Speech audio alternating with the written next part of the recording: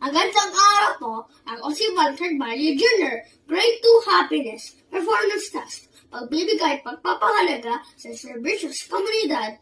Ako ay isang bumbero, pinili ko ang serbisyo sa komunidad para tumulong at pumatay ng apoy at sunog, magligtas ng buhay at ari-arian sa oras ng sakuna. Ang mga bumbero ay gumagamit ng mga special na kagamitan sa pagsukpo ng sunog at pagligtas ng buhay. Fire code, protection sa kanilang katawan sa matinding init at usog. Helmet, protection sa ulo laban sa bumabagsak na bagay.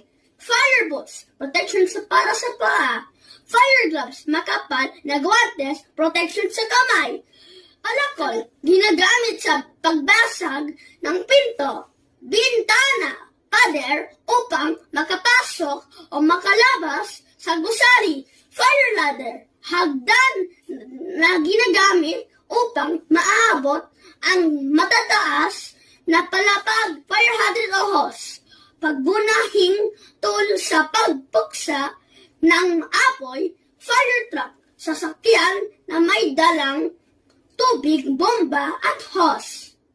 Dahilan kung bakit napili ang serbisyo ito dahil ang bumbero ang pinaka-importanteng haligi ng komunidad para sa kaligtasan at proteksyon ng buhay at mga ari-arian. Sila ang laging handang tumulong sa anumang uri ng sakuna, kagaya ng sunog at lindol, at nagbibigay din sila ng paggunahing lunas at kasanayang maggamot.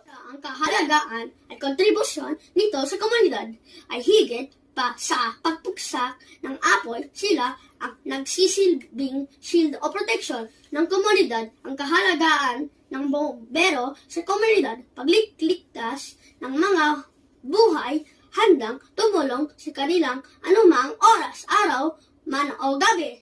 Kontribusyon naman, napipigilan ang pagkalugi ng mga negosyo at pagkawala ng trabaho at tirahan ng mga mamayanan dulot ng pagkasunog. Ako ay bumbero. Salamat po. Magandang araw po.